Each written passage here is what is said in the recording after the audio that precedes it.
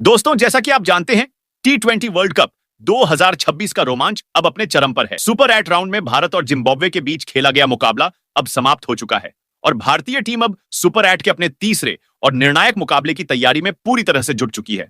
जी हां दोस्तों, अब भारतीय टीम का अगला मुकाबला वेस्टइंडीज की टीम के साथ है और यह मुकाबला न केवल अपनी तकनीकी चुनौती के कारण महत्वपूर्ण है, बल्कि इसके परिणाम का असर सेमीफाइनल में प्रवेश पर भी सीधे तौर पर पड़ता है। इस मैच के दौरान हर एक गेंद, हर रन और हर रणनीति का महत्व बहुत बड़ा है। भारतीय टीम जानती है कि इस मुकाबले में अपनी पूरी ताकत, संयम और अनुभव का इस्तेमाल करना होगा। वेस्टइंडीज की टीम, जैसा कि हम सभी जानते हैं, T20 क्रिकेट के सबसे आक्रामक और अप्रत्याशित पक्षों में से एक है। उनकी शैली तेज, आक्रामक और हर पल परिवर्तनशील होती है, जिससे किसी भी टीम को चुनौतीपूर्ण स्थिति का सामना करना पड़ सकता है। यही वजह है कि इस मुकाबले को करो और मरो जैसा टाइटल दिया जा रहा है और यह सिर्फ रोमांच का कारण नहीं है, बल्कि सीधे तौर पर टीमों की सेमीफाइनल की राह भी इस पर निर्भर करती है। टीम इंडिया के कप्तान सूर्य कुमार यादव और मुख्य कोच गौतम गंभीर ने इस महत्वपूर्ण मुकाबले में वेस्टइंडीज की टीम को चारों खाने चित्त करने के लिए अपनी प्लेइंग 11 में बड़े बदलाव करते हुए नई प्लेइंग 11 को घोषित कर दिया है। उन्होंने इस टीम का चुनाव इस तरह किया है कि टीम में अनुभव, युवा प्रतिभा और संतुलन सभी मौजूद हो। यह सुनिश्चित किया गया है कि टीम हर स्थिति में रणनीतिक निर्णय लेने और दबाव में सही प्रदर्शन करने में सक्षम हो। नई प्लेइंग 11 में कई ऐसे खिलाड़ी शामिल किए गए हैं जो इस स्तर के मुकाबलों में चुनौती का सामना करने के लिए पूरी तरह तैयार हैं। वहीं कुछ ऐसे खिलाड़ी जिन्हें सुपर 8 राउंड में अपेक्षित प्रदर्शन नहीं मिला, उन्हें इस टीम से बाहर रखा गया है। इसका परिणाम यह है कि टीम अब पहले से कहीं अधिक मजबूत, संतुलित और रणनीतिक दृष्टि से खतरनाक नजर आ रही है। वहीं टीम इंडिया की इस नई प्लेइंग 11 को देखकर कैरेबियाई टीम के कप्तान शय होप और उनके साथी खिलाड़ी भी थोड़ा चौंक गए हैं। भारतीय टीम की रणनीति, चयन और प्लेइंग 11 की ताकत को देखकर उन्हें यह समझना होगा कि यह मुकाबला आसान नहीं होने वाला। टीम इंडिया के कप्तान और कोच ने पूरी तैयारी और योजना के साथ यह सुनिश्चित किया है कि खिलाड़ी हर स्थिति में अपने कौशल, अनुभव और मानसिक दृढ़ता का इस्तेमाल करें। वहीं वेस्टइंडीज की टीम भी इस मुकाबले के लिए पूरी तरह से तैयारी कर रही है। उनके पास भी कई ढाकड़ बल्लेबाज और विविध गेंदबाज हैं जो किसी भी समय मैच का रुख बदल सकते हैं। यही कारण है कि यह मुकाबला न केवल तकनीकी बल्कि मानसिक और रणनीतिक चुनौती का भी परीक्षण है। T20 क्रिकेट की सबसे खास बात यही है कि खेल में हर पल अप्रत्याशित हो सकता है। एक गेंद, एक रन या एक कैच पूरी स्थिति को पलट सकता है। इसी कारण यह मुकाबला भारतीय टीम के लिए किसी फाइनल मुकाबले से कम नहीं है। टीम को पता है कि हर खिलाड़ी को अपनी तैयारी, मानसिक स्थिरता और शारीरिक क्षमता के साथ मैदान में उतरना होगा। सेमीफाइनल में प्रवेश का महत्व इस मुकाबले को और भी चुनौतीपूर्ण बनाता है। टीम इंडिया को पता है कि इस मैच में उनकी रणनीति, संयम और प्रदर्शन का मूल्य सीधे तौर पर अगले राउंड में प्रवेश के लिए तय होगा। यह मुकाबला इसलिए भी डू एंड डाई जैसा बन जाता है क्योंकि यहां कोई भी मौका गंवाना महंगा साबित हो सकता है। टीम के लिए यह सिर्फ एक मुकाबला नहीं, बल्कि टीम के वर्ल्ड कप अभियान की दिशा और रणनीति का अहम पड़ाव है। टीम इंडिया की तैयारी में अब बल्लेबाजी और गेंदबाजी दोनों विभागों को मजबूत बनाया गया है। कप्तान और कोच ने चयन ऐसा किया है कि टीम हर परिस्थितियों में प्रतिस्पर्धा कर सके, चाहे वह बड़े शॉट मारने का मौका हो, रन बचाने की रणनीति हो या विकेट लेने का दबाव हो। टीम के पास हर स्थिति का समाधान मौजूद है। इस मुकाबले का रोमांच सिर्फ खेल तक ही सीमित नहीं है। यह मुकाबला रणनीति, मानसिक दबाव, तैयारी और टीम संतुलन का भी परीक्षण है। भारतीय टीम का हर खिलाड़ी मैदान पर उतरते ही यह साबित करना चाहेगा कि वह टीम के लिए भरोसेमंद और चुनौतीपूर्ण प्रदर्शन कर सकता है। इसी कारण टीम की नई प्लेइंग 11 को देखकर प्रशंसकों में उम्मीदों की नई लहर दौड़ गई है। वहीं दूसरी ओर वेस्टइंडीज की टीम भी पूरी तैयारी में है। उनके खिलाड़ी जानते हैं कि हर गेंद, हर रन और हर कैच का महत्व सीधे तौर पर मैच की दिशा बदल सकता है। इस टीम की तेज, आक्रामक और अप्रत्याशित शैली किसी भी भारतीय बल्लेबाज या गेंदबाज के लिए चुनौती पेश कर सकती है। दोस्तों, जैसा कि T20 क्रिकेट में हमेशा होता है, यह मुकाबला भी उतार चढ़ाव, रोमांच और रणनीति से भरा होगा। हर क्षण, हर गेंद और हर निर्णय इस मैच की दिशा बदल सकता है। यही कारण है कि यह मुकाबला सिर्फ एक मैच नहीं, बल्कि एक मानसिक, शारीरिक और रणनीतिक परीक्षा बन गया है। भारतीय टीम इस मुकाबले के लिए पूरी तरह तैयार है। खिलाड़ी मानसिक रूप से मजबूत हैं, रणनीति स्पष्ट है और टीम का संयोजन पहले से कहीं अधिक संतुलित और खतरनाक नजर आ रहा है। मैदान पर उतरने वाले सभी 11 खिलाड़ी हर स्थिति में अपने कौशल और क्षमता का उपयोग करने के लिए तत्पर है। वेस्टइंडीज की टीम भी अपने पक्ष में हर मौके का फायदा उठाने के लिए पूरी तरह तैयार है। इस मुकाबले का रोमांच, गति और रणनीतिक परख हर क्रिकेट प्रेमी के लिए इसे देखने लायक बनाती है। दोस्तों, यह मुकाबला निश्चित रूप से T20 क्रिकेट के रोमांच, उत्साह और चुनौती का अद्भुत संगम होने वाला है। हर गेंद, हर रन और हर कैच इस मुकाबले की कहानी को आकार देगा और दोनों टीमों की तैयारी, कौशल और संयम इस मैच को यादगार बना देगा। तो आखिर दोस्तों, सुपर 8 राउंड के तीसरे मुकाबले में भारत और वेस्टइंडीज की टीम आमने सामने होने वाली है। यह मुकाबला पूरी तरह से करो और मरो का है और भारतीय टीम के हेड कोच गौतम गंभीर ने इस हाई वोल्टेज मुकाबले के लिए टीम की प्लेइंग 11 में बड़े और महत्वपूर्ण बदलाव किए हैं। यही बदलाव टीम के संतुलन और प्रदर्शन को नई ताकत देने वाले हैं। इस वीडियो में हम आपको बताएंगे कि कोच गौतम गंभीर ने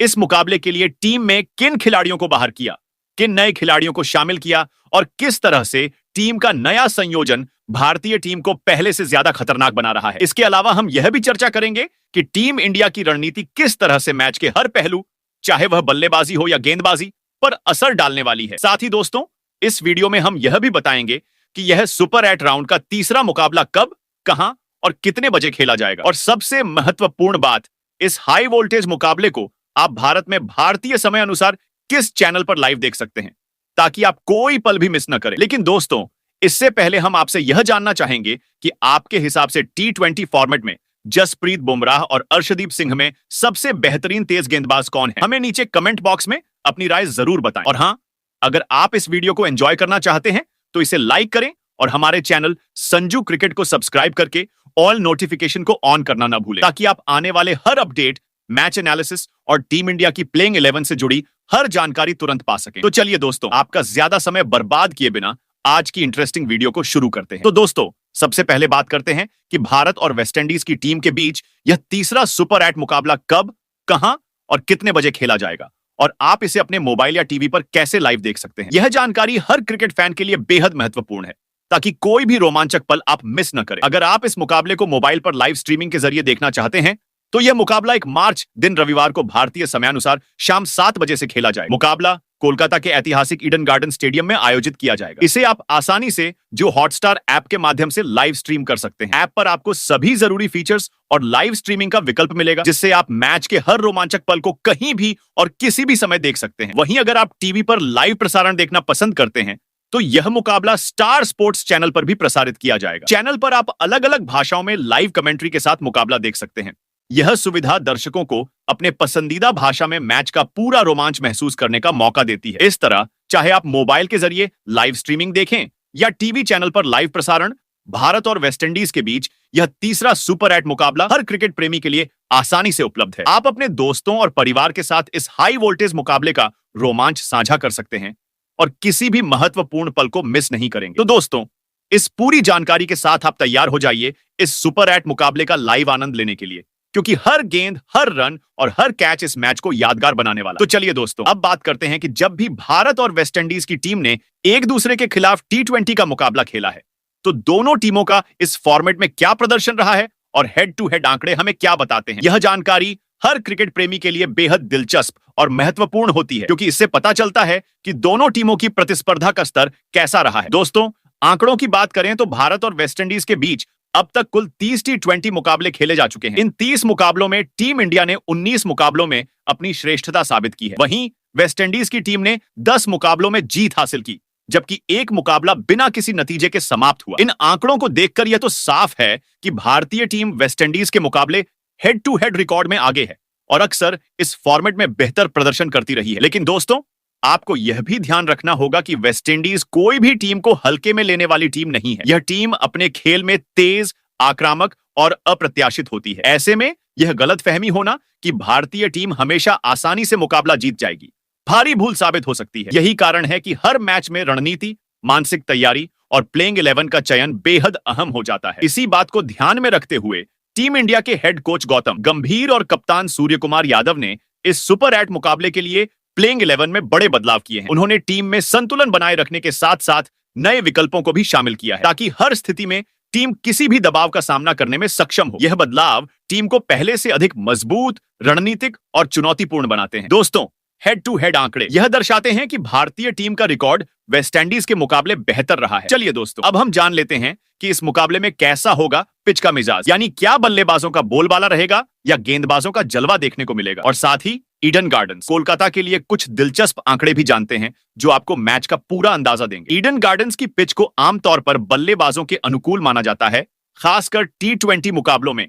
यहां बल्लेबाजों को अच्छी बैटिंग की सतह मिलती है, जहां बल्लेबाज बड़े शॉट खेल सकते हैं और रन आसानी से बनते दिखाई देते हैं। इस मैदान पर अब तक खेले गए T20 इंटरनेशनल मैचों में औसतन पहली पारी का स्कोर लगभग 155 रन और दूसरी पारी का औसत लगभग 137 रन के आसपास रहा है, जो दर्शाता है कि पिच शुरुआत में बल्लेबाजों को सहयोग देती है। इसके अलावा हाईएस्ट टीम स्कोर 201 भी इसी स्टेडियम में दर्ज किया गया है, जिसका रिकॉर्ड बताता है कि यहां बड़े स्कोर भी बनते रहे हैं। हालांकि पिच का मिजाज ऐसा होता है कि मैच के मध्य ओवरों में गेंद थोड़ा धीमी हो सकती है और इससे स्पिन गेंदबाजों को भी खेल में प्रभाव दिखाने का मौका मिल सकता है। तेज गेंदबाजों को शुरुआती कुछ ओवरों में स्विंग और लाइन लेंथ के साथ मदद मिल सकती है, खासकर अगर गेंद थोड़ी ताजा और आर्द्रता हो तब। यही वजह है कि मैच के दौरान पिच का मिजाज थोड़ी रणनीति बदलने पर मजबूर भी कर सकता है। ईडन गार्डन्स में अब तक कुल लगभग 13 इंटरनेशनल T20 मैच खेले जा चुके हैं, जिसमें पहले बल्लेबाजी करने वाली टीमों और बाद में बल्लेबाजी करने वाली टीमों दोनों ने अच्छी खासी चुनौती दी है। इसमें पहले बल्लेबाजी करने वाली टीमों ने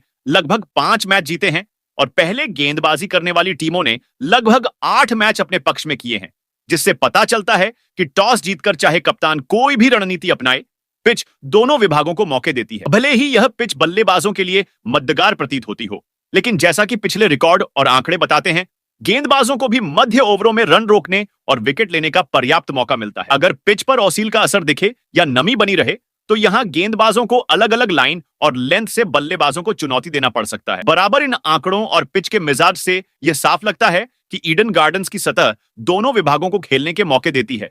शुरुआती दौर में बल्लेबाजों को रन बनाने के लिए मदद और मैच के मध्य अंत में गेंदबाजों को विकेट लेने का भी मौका। इसी वजह से यह मुकाबला रणनीति, संयम और खेल के हर पहलू में रोमांचक साबित हो सकता है। तो चलिए दोस्तों, अब बात करते हैं कि भारतीय टीम के हेड कोच गौतम गंभीर ने वेस्टइंडीज के खिलाफ इस महत्वपूर्ण मुकाबले के लिए अपनी प्लेइंग 11 में किन खिलाड़ियों को शामिल किया है। सबसे पहले हम चर्चा करेंगे ओपनिंग जोड़ी की। इस बार गौतम गंभीर ने पहले ओपनर के रूप में अभिषेक शर्मा को मौका दिया है। जी हां दोस्तों, अभिषेक शर्मा T20 फॉर्मेट के एक शानदार और अनुभवी ओपनर बल्लेबाज माने जाते हैं। हालांकि इस वर्ल्ड कप में उनका फॉर्म थोड़ा उतार चढ़ाव भरा दिखा, लेकिन जब अभिषेक शर्मा का बल्ला गरजता है तो किसी भी अनुभवी गेंदबाज के लिए चुनौती बेहद कठिन हो जाती है।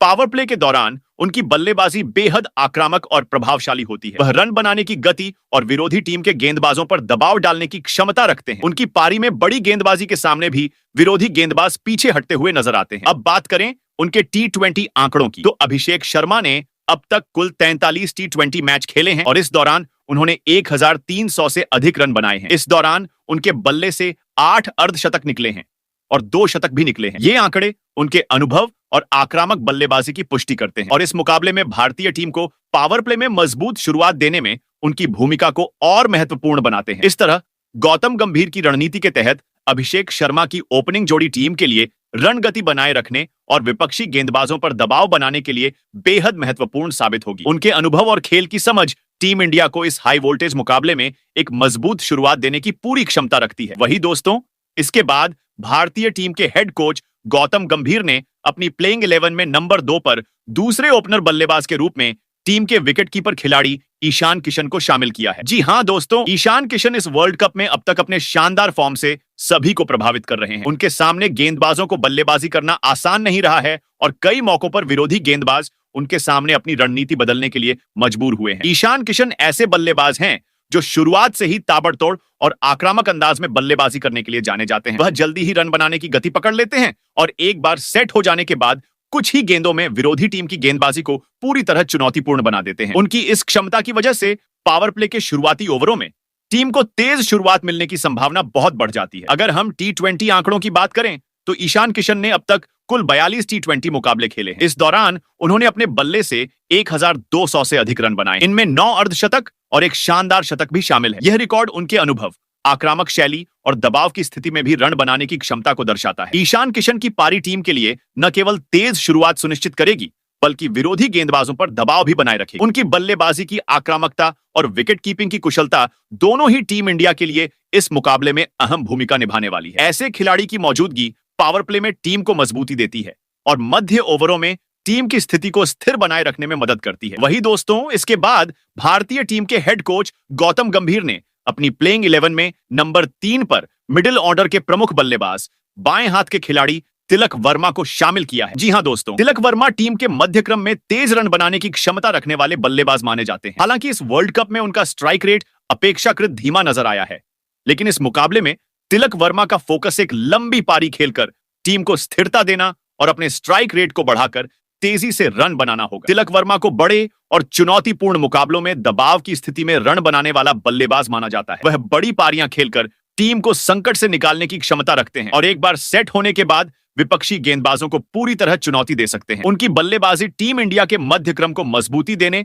और पावर प्ले में बनाए गए स्कोर को आगे बढ़ाने में अहम भूमिका निभाती है। अगर हम उनके T20 आंकड़ों की बात करें तो तिलक वर्मा ने अब तक कुल 45 T20 मुकाबले खेले हैं और इस दौरान उन्होंने लगभग 1300 रन बनाए हैं। इन रन में उनके बल्ले से 6 अर्धशतक और 2 शतक शामिल हैं। यह आंकड़े उनके अनुभव, तकनीक और बड़े मैचों में प्रदर्शन की क्षमता को दर्शाते हैं। दोस्तों, इस मुकाबले में तिलक वर्मा की रणनीति साफ होगी। मजबूत शुरुआत का समर्थन करना, टीम को मध्य क्रम में संतुलन देना और अपनी लंबी पारी के दौरान स्ट्राइक रेट बनाए रखना। उनकी इस क्षमता के कारण टीम इंडिया को मध्य क्रम में गहराई मिलती है और बल्लेबाजी की गति बनाए रखने में मदद मिलती है। वहीं दोस्तों, भारतीय टीम की प्लेइंग 11 में नंबर 4 पर हेड कोच गौतम गंभीर ने टीम के कप्तान सूर्य कुमार यादव को शामिल किया है। जी हां दोस्तों, सूर्य कुमार यादव इस वर्ल्ड कप के दौरान अपने शानदार फॉर्म के लिए लगातार सुर्खियों में रहे हैं और उन्होंने टीम को कई मैचों में मजबूती प्रदान की है। सूर्य कुमार यादव ऐसे बल्लेबाज हैं जो मैच के किसी भी स्थिति में तेजी से रन बनाने की क्षमता रखते हैं और विपक्षी गेंदबाजों के लिए हमेशा चुनौती बने रहते हैं। इस मुकाबले में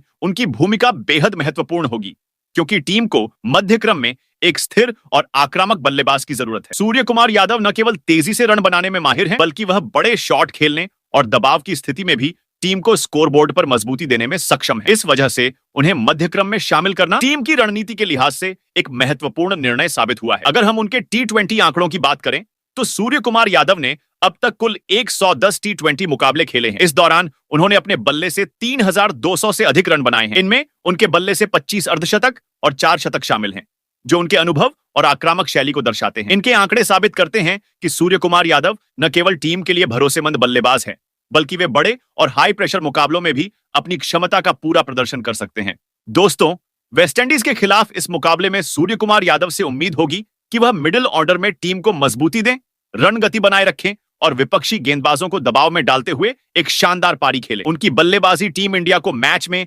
रणनीतिक बढ़त दिलाने में अहम भूमिका निभाएगी और टीम के मध्य क्रम को स्थिर बनाए रखेगी। वही दोस्तों, इसके बाद हेड कोच गौतम गंभीर ने अपनी प्लेइंग 11 में नंबर 5 पर हरफन मौला ऑलराउंडर खिलाड़ी हार्दिक पांड्या को शामिल किया है। जी हां दोस्तों, हार्दिक पांड्या भारतीय टीम के T20 फॉर्मेट में सबसे बड़े मैच विनर ऑलराउंडर खिलाड़ियों में से एक माने जाते हैं। इस वर्ल्ड कप में उनका प्रदर्शन लगातार शानदार रहा है और उन्होंने टीम को कई महत्वपूर्ण मुकाबलों में निर्णायक भूमिका निभाने में मदद की है। हार्दिक पांड्या न केवल तेज और आक्रामक बल्लेबाजी करने की क्षमता रखते हैं, बल्कि अपनी गेंदबाजी और फील्डिंग के दम पर भी विपक्षी टीमों के लिए गंभीर चुनौती बनते हैं। इस बड़े मुकाबले में उनसे उम्मीद की जा रही है कि वह अपने ऑलराउंड खेल से भारतीय टीम को हर परिस्थिति में मजबूती प्रदान करे और टीम को जीत दिलाने में अहम भूमिका निभाए। अगर हम उनके T20 आंकड़ों की बात करें तो हार्दिक पांड्या ने अब तक कुल 134 T20 मुकाबले खेले हैं और इस दौरान उन्होंने अपने बल्ले से 2200 से अधिक रन बनाए हैं। इनमें उनके बल्ले से 8 अर्धशतक शामिल हैं। इसके साथ ही उनकी गेंदबाजी भी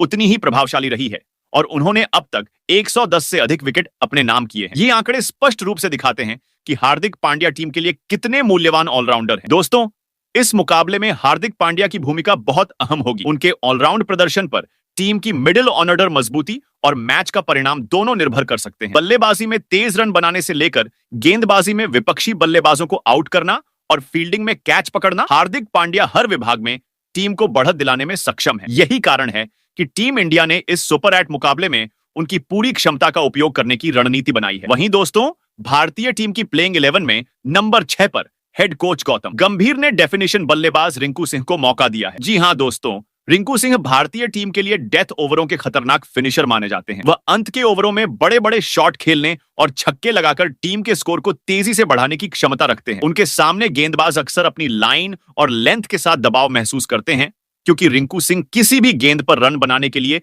हमेशा तैयार रहते हैं। अगर हम उनके T20 आंकड़ों की बात करें तो रिंकू सिंह ने अब तक कुल 46 T20 मुकाबले खेले हैं और इस दौरान उन्होंने अपने बल्ले से 600 से अधिक रन बनाए हैं। इनके बल्ले से अब तक 3 अर्धशतक भी निकले हैं। ये आंकड़े उनके अनुभव और डेथ ओवरों में आक्रामक बल्लेबाजी की क्षमता को दर्शाते हैं। इस मुकाबले में रिंकू सिंह की भूमिका बेहद अहम होगी। वह टीम को अंत के ओवरों में तेज और निर्णायक रन देने के साथ साथ विपक्षी गेंदबाजों पर दबाव बनाए रखने में महत्वपूर्ण योगदान देंगे। उनका यह अनुभव और आक्रामकता टीम इंडिया के लिए मैच के अंतिम चरण में निर्णायक साबित हो सकती है। वहीं दोस्तों, इसके बाद हेड कोच गौतम गंभीर ने अपनी प्लेइंग 11 में नंबर 7 पर शानदार ऑलराउंडर खिलाड़ी शिवम दुबे को शामिल किया है। जी हां दोस्तों, शिवम दुबे इस वर्ल्ड कप के दौरान अपनी बेहतरीन बल्लेबाजी और गेंदबाजी से टीम को कई मौकों पर मजबूत योगदान दे चुके हैं। वह ऐसे खिलाड़ी हैं जो जरूरत पड़ने पर तेज गति से रन बना सकते हैं और मैच के निर्णायक क्षणों में अपनी गेंदबाजी से विपक्षी टीम को झटका भी दे सकते हैं। अगर हम उनके T20 आंकड़ों की बात करें तो शिवम दुबे ने अब तक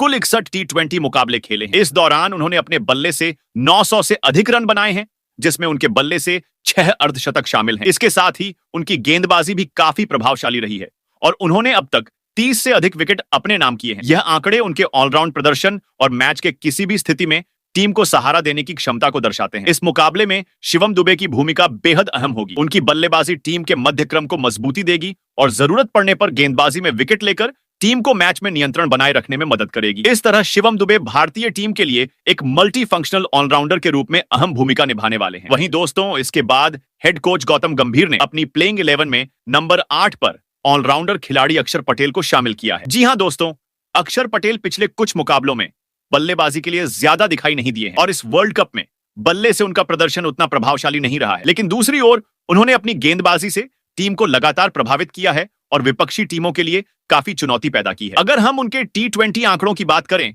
तो अक्षर पटेल ने अब तक कुल 90 से अधिक T20 मुकाबले खेले हैं। इस दौरान उन्होंने अपने बल्ले से लगभग 700 रन बनाए हैं। इसके साथ ही उनकी गेंदबाजी काफी प्रभावशाली रही है और उन्होंने अब तक 92 से अधिक विकेट अपने नाम किए हैं। यह आंकड़े उनके ऑलराउंड कौशल और टीम के लिए बहुमुखी योगदान की पुष्टि करते हैं। इस मुकाबले में अक्षर पटेल की भूमिका अहम होगी। उनकी गेंदबाजी मध्य और अंतिम ओवरों में विपक्षी टीम के स्कोर को नियंत्रित करने में महत्वपूर्ण साबित होगी।